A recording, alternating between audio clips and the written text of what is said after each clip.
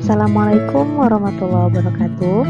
Halo semuanya, perkenalkan nama saya Anis Iswaniati dari jurusan Pendidikan Kimia semester 4. Nah, di sini saya akan menjelaskan mengenai perkembangan teori atom.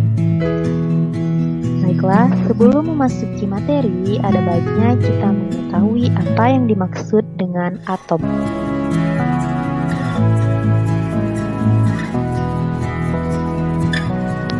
Atom adalah partikel yang terdiri atas neutron dan proton, serta dikelilingi oleh elektron.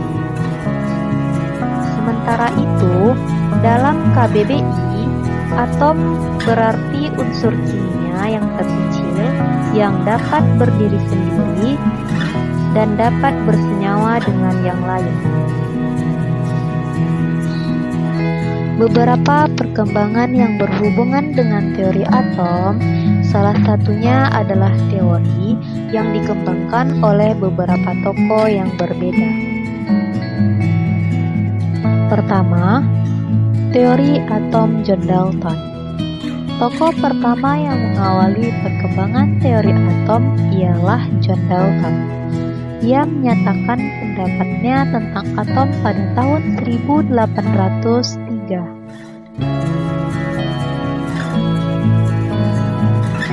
Isi teori atom John Dalton adalah: pertama, atom adalah bagian terkecil dari suatu unsur-unsur dan tidak dapat dibagi lagi.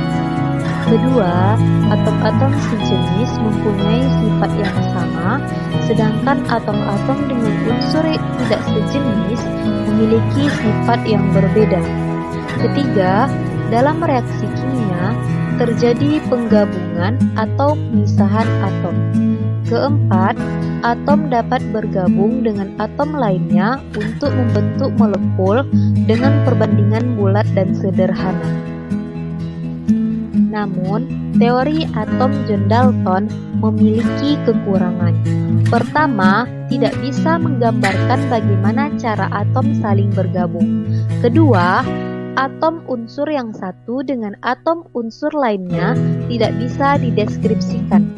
Ketiga, hubungan senyawa antara larutan senyawa dengan daya hantar arus listrik tidak bisa dideskripsikan. Keempat, sifat listrik materi tidak bisa dideskripsikan. 2. Teori atom Thomson atau yang lebih dikenal sebagai J.J. Thomson. Setelah teori atom Dalton, tokoh perkembangan teori atom selanjutnya adalah teori atom Thomson. Dalam perkembangannya, Thomson memperbaiki kekurangan-kekurangan yang ada pada teori atom Dalton sebelumnya. Pada tahun 1897, Thomson menemukan partikel yang bermuatan negatif dan disebut dengan elektron. Inti dari teori atom Thomson, pertama, atom bukanlah bagian terkecil dari suatu zat. Kedua, massa elektron atom lebih kecil dari massa atom. Ketiga, secara keseluruhan, atom bersifat netral. Hal ini dikarenakan muatan atom positif dan negatif yang ada pada atom sama, dan suatu atom tidak memiliki muatan positif dan negatif yang berlebihan. Keempat, atom dengan muatan positif akan tersebar secara merata ke seluruh bagian atom, kemudian atom itu dinetralkan oleh elektron-elektron yang tersebar di antara muatan positif. Namun, teori atom Thomson memiliki dua kekurangan. Pertama, teori atom Thomson tidak bisa menjelaskan bagaimana susunan muatan positif dan jumlah elektron yang ada di dalam bola. Kedua, inti atom tidak dapat dijelaskan. Ketiga, teori atom Rutherford. Rutherford lahir di Selandia Baru dan berkebangsaan Inggris. Ia adalah murid sekaligus partner dari Thomson. Meskipun Rutherford seorang murid dari Thomson, tetapi ia mengembangkan teori atom dan memperbaiki teori milik gurunya, yaitu Thomson. Inti dari teori atom Rutherford: pertama, atom terdiri atas inti atom yang bermuatan positif dan dikelilingi oleh elektron-elektron bermuatan negatif seperti model tata surya. Kedua, atom bersifat netral karena muatan positif sebanding dengan muatan negatif. Ketiga, selama mengitari inti, gaya sentripetal pada elektron terbentuk oleh gaya tarik-menarik antara elektron dengan gaya inti atom atau gaya Coulomb.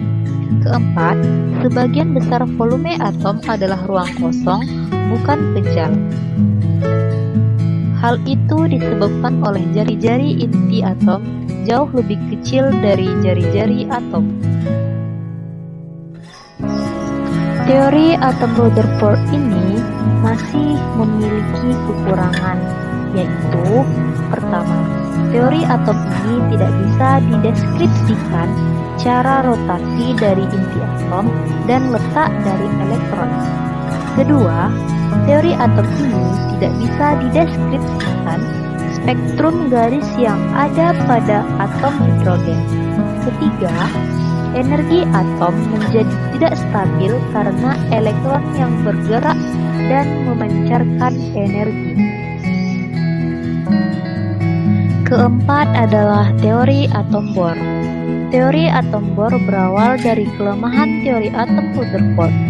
Kelemahan itu adalah lintas elektron yang disampaikan Rutherford belum sempurna untuk menjelaskan struktur suatu atom karena dianggap bertentangan dengan teori elektrodinamika klasik Maxwell. Inti dari atom Bohr yaitu pertama, elektron mengelilingi atom pada orbit tertentu. Kedua, selama berada dalam lintasan, energi elektron tetap sehingga tidak ada energi yang diserap atau dipancarkan. Ketiga, elektron hanya bisa berpindah dari satu kulit ke kulit lainnya dengan menyerap atau memancarkan energi. Keempat, lintasan-lintasan yang diperoleh elektron adalah lintasan-lintasan yang mempunyai momentum sudut kelipatan bulat dari H2V atau V sama dengan 3,14. Namun, teori atom Bohr masih memiliki beberapa kelemahan, yaitu 1. Teori atom ini tidak dapat menerangkan spektrum atom yang lebih besar daripada hidrogen. Kedua, teori atom ini tidak bisa menjelaskan efek Zeeman. Yang kelima, teori atom mekanika kuantum atau Werner Heisenberg dan Erwin Schrödinger. Alasan teori mekanika kuantum dikembangkan adalah untuk menyempurnakan teori atom Bohr. Teori mekanika kuantum disempurnakan oleh Erwin Schrödinger yang merupakan fisikawan dari Austria dan peraih Nobel Fisika pada tahun 1933. Penelitian Heisenberg berdasarkan pada asas ketidakpastian Werner Heisenberg. Dari asas ini, Heisenberg menyimpulkan bahwa terdapat suatu keterbatasan dalam menentukan posisi dan momentum elektron. Teori atom mekanika kuantum bisa dikatakan sebagai teori paling mutakhir dalam beberapa teori atom yang sudah dikembangkan. Nah, berdasarkan perkembangan teori atom yang ada, dapat disimpulkan bahwa setiap tokoh teori atom selalu mengembangkan dan memperbaiki teori atom dari peneliti sebelumnya. Nah, sekian penjelasan dari saya mengenai perkembangan teori atom. Mohon maaf apabila ada kesalahan dan kekhilafan. Saya sudahi. Wassalamualaikum warahmatullahi wabarakatuh.